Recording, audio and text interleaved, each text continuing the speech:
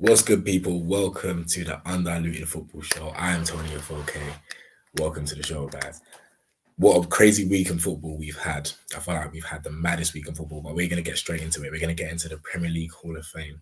Now, on Monday, Thierry Henry and Alan Shearer were inducted, the first two inductees into the Premier League Hall of Fame. And then 21 nominations got released after, and the next 6 will kind of get into the next Hall of Fame. So you have people on the list like Tony Adams, Cantona, Vieira, Roy Keane, Beckham, Van Nistelrooy, Bergkamp, all of the lot. So as fans, we can vote whoever we want into the Premier League Hall of Fame. My thoughts on the Premier League Hall of Fame, first and foremost, I feel like as a Man United fan, bear in mind the Premier League Hall of Fame, just bear in mind the Premier League. There's one team that's won 13 Premier League trophies, and that's Man United. And the fact that a United player wasn't inducted in the first 2 was kind of weird. As a United fan, but I brushed it anyway. And I kind of feel like if there was one person that would have been inducted, it would have been this person. But we know that he's having a court case, right? So that's why I think that's the one person that would have got inducted ahead of maybe Henry or Shearer. But big ups to Henry and Shearer. You know, Shearer, the highest Premier League goal scorer of all time. Henry, one of the I won't say one of the, because I don't believe one of the, but regarded as one of the best Premier League players of all time. So we got to big them up there. But that was the Premier League. You can vote on whoever you want. I done my personal one, and I remember Bergkamp, Keane, Rio. I feel like I put in Andy Cole as well. You can't forget Andy Cole. And maybe Vieira. I think I want to say Vieira. And that's who those are the people I picked. And no, I'm not finding the story. What's his name? I think I put Beckham in there as well, because Beckham's a Premier League legend. But that was my 6. You guys can let me know what your 6 in the comments below. But let's get straight into the Premier League action that happened during the week. Now, senior man scoring against Crystal Palace once again, senior man Kelechi Iheanacho. Now, as a Nigerian, first and foremost, I'm really happy to see Kelechi Iheanacho ball out for Nigeria. I first watched him in the Under-17s World Cup where Nigeria won it. And Kelechi Iheanacho was one of the stars. He was kind of like a number 10, and I kind of compared him to Raul, like one of them number 10s that were really, really a goal scoring number 10. You know what I mean? Like he could play as a striker or just behind the striker or with someone. And then he went to City after loads of clubs wanted him, and he didn't do too well at City, and then moved to Leicester. And right now, I feel like this season, as Vardy's not scoring, he's really kind of stepped up. So I remember when Vardy got injured, everyone was like, who's going to step up in Vardy's place, because he's so important for Leicester, and Kelechi Iheanacho has done that. And he's having his best Premier League goal scoring season so far. So big ups to him. And you know what? I feel like let's say if the Premier League was the NBA and we had a most improved player of the season award, it would definitely be Kelechi Iheanacho. Kelechi Iheanacho he's gone up to another level where we start taking him. He can be regarded as one of the main guys at Leicester now. Back then he was in and out of the team, but now he can be regarded as like Vardy or Maddison or one of them type of players, because he's having a really good season. But let's get onto the Champions League. First and foremost, we saw Chelsea versus Real. Now, Chelsea, I watched the game and I felt like the first half, if Chelsea had a competent striker, they would have won that game 3-1 easily. Werner missed a massive chance. And if Chelsea had better strikers, they would have won that game. But at the end, I'm not going to talk too much about the Chelsea game, but they played well. I feel like they were the better team. Benzema had a half a chance and made it into a goal, because that's just the type of striker he is. And Chelsea they played really well away to Real Madrid in the semi-final. That's a big result for them, because they've got the away goal. They're taking it back to Stamford Bridge, and who knows, it's better to play at home in the second leg. So who knows what we'll see with Chelsea. Personally, I still want Real Madrid to win. I still feel like Real Madrid can score goals at Stamford Bridge, and one away goal might not be enough. I know Benzema, if you give him, as I said, if you give him half a chance, boom, he will take it. So we will see in regards to Karim Benzema.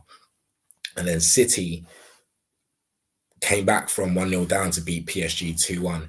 And that was a weird one for me, because I felt like PSG started off well. Marquinhos getting another clutch goal. He's been really clutch in the quarterfinals and in big games for PSG this season.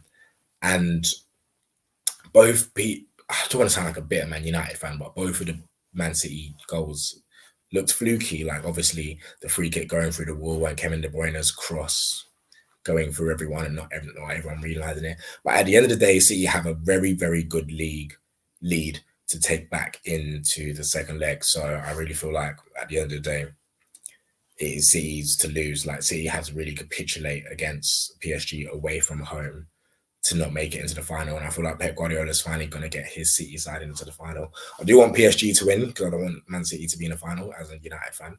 But I feel like City have got a 2-1 lead going to home. They can manage the game out. They can beat the game. And they're a very good footballing side. So unless Neymar and Mbappe have a madness of a game, I really don't feel like PSG are going to get through that tie. But those who I feel like is going to be the final. I feel like Real Madrid can still do have a result at Stamford Bridge against Chelsea, and I feel like it'll be a Real Madrid City final and Real Madrid to win it. But that's just my personal thought. And let's get on to the Europa League now. Arsenal got Dani Ceballos sent off, who should have been, people say should have been subbed at half time, but he didn't get sent. But he got sent off at the end. Arsenal lost 2-1 to Villarreal, to Unai Emery's Villarreal, actually. And it was a weird one. I felt like Arsenal were dead and buried, 2-0 down away to Villarreal. And then you get a red card. Like, you can't be in a worse situation than that. But they somehow got that penalty. And that penalty was so big and so pivotal for them because that's one away goal. They can win this tie 1-0. Unai Emery cannot come out and not get a goal at the Emirates, and they can win this tie 1-0 and still go through, even though probably over the 2 legs they weren't the better team. But that penalty was very vital, and it was very vital by Nicola Pepe. But I feel like Villarreal are a good team. I kind of do expect them to score at Emirates. As you said, Arsenal not been great this season. This has been one of the worst Arsenal teams I've seen in a long time. So I really think that Villarreal can get the job done here. In other regards, United 6, Roma 2. It was a mad game as a United fan. I felt like, 2-1 down. We had a decent first half. Cavani even missed a massive chance in the first half. And then we just blitzed them. We've seen Man United go down so many times, 1-0 down in the game. And next thing you know, they score like 4-5-1, 6-1 and win the game. So that was a typical United performance. We're practically in the final now.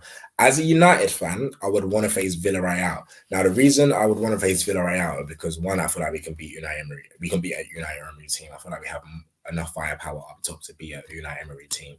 The reason I don't want to face Arsenal, because, one, that's the TL derby. The TL will be crazy, and I'm not going to be here for it. 2, we haven't beat Arsenal in a very long time. I know Solskjaer still hasn't beaten Arteta.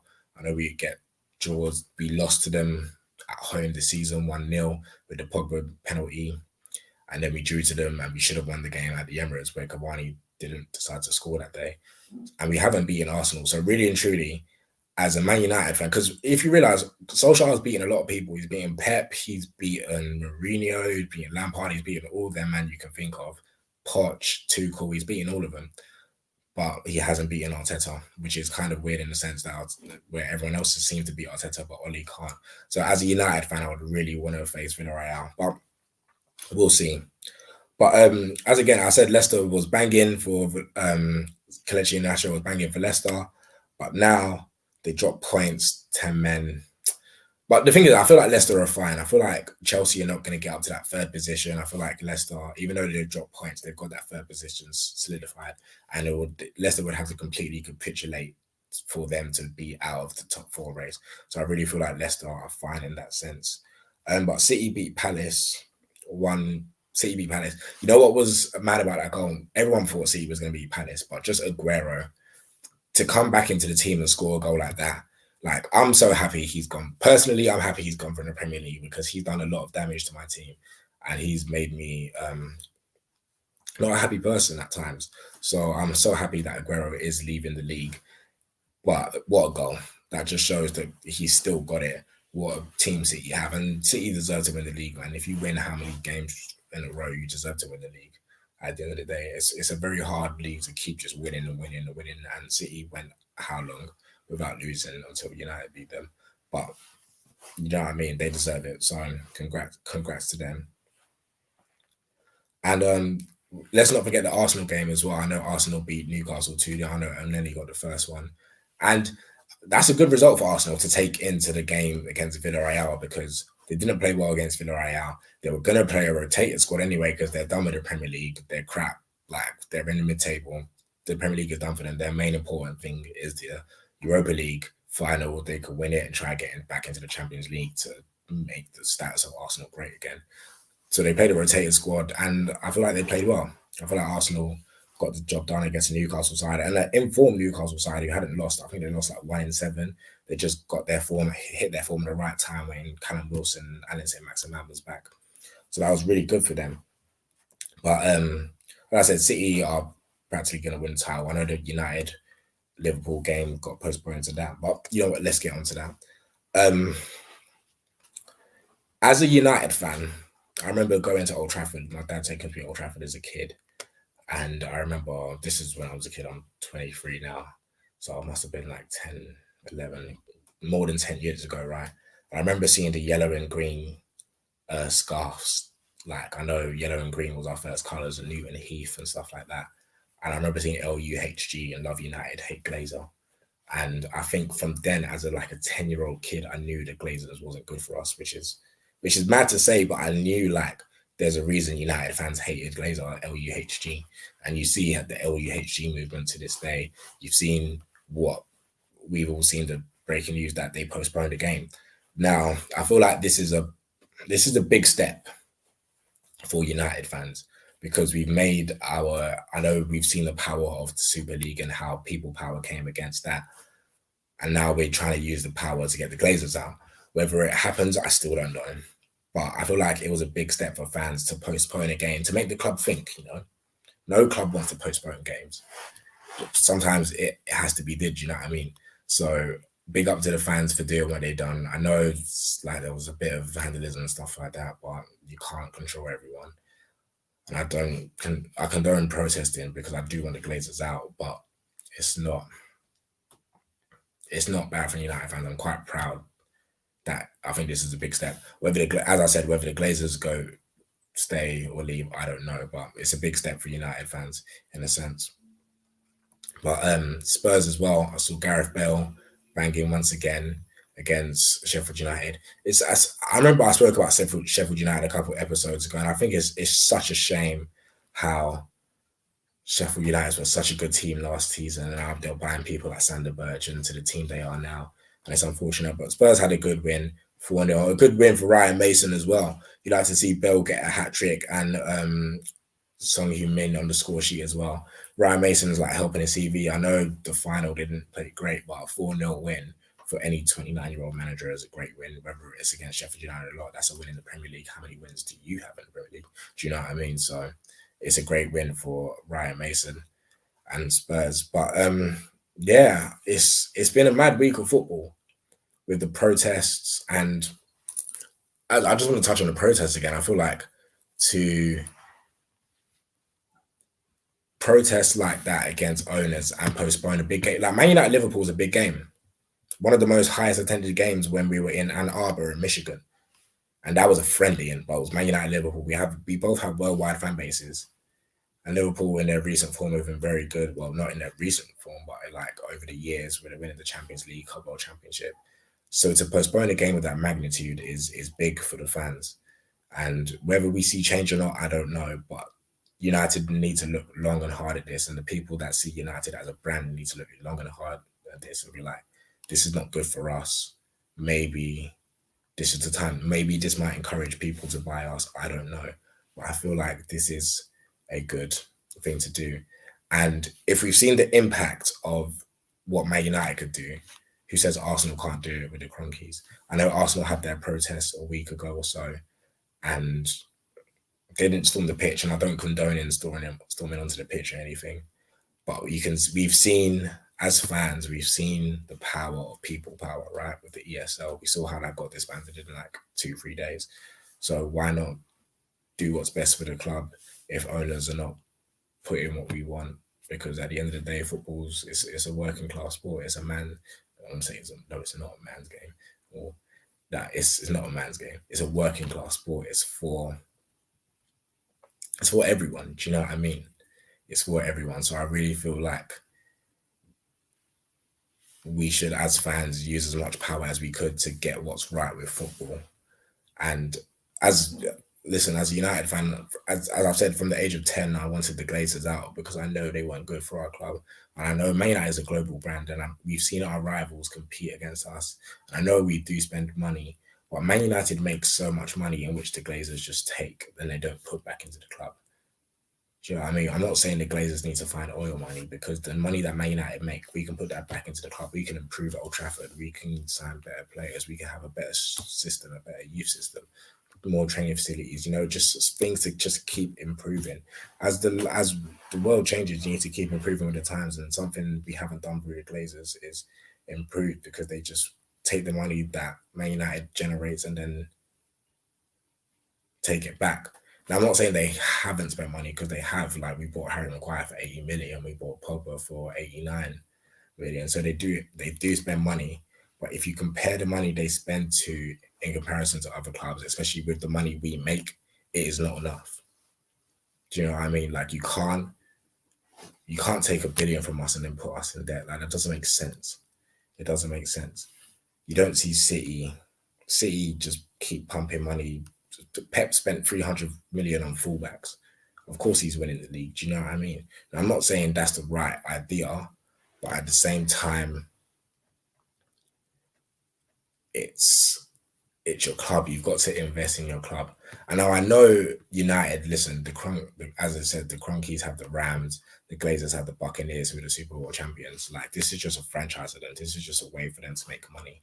But with football, especially from the heritage, it means a lot to some people. Football means a lot to many lives. It's a global thing. I can go to any place in the world right now and play football with a randomer, and we couldn't even speak the same language, but we know football is a global thing. And to not understand the background of that, especially, that's why I feel like so many people are enraged with the ESL, to not understand the background for that. Like, I know it's a business. I know you bought it to make more money. I know it makes you money, but you've got to invest in your stock. Do you know what I mean? You've got to improve your goods, whether you buy goods or not. You don't just buy it and just leave it and just take from it and just leech from it. That's not how you run a football club. And that's all we want in fans, just investing more into the club, really. That's really all you want. Like, I don't see why that's so hard. Like, that can't be, it's not a hard thing. I know you see it as a business, but it's not a hard thing to invest into a football club, especially if you bought it. If I bought a stock, I'm going to invest into it. I'm going to do it to the best of my ability, and they just leech from us because we make a lot of money. But I don't get it. As a United fan, I want to see the Glazers gone.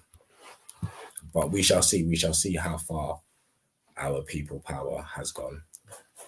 But until next time, people, that's been another episode of the Undiluted Football Show. Make sure to follow Undiluted Media 1 on Twitter and on Instagram as well. You can like, share, subscribe to your friends. Let us know in the comments below what you feel about the Glazers protest, and if you feel like other clubs will protest too. But let me know. Until next time, people. Peace.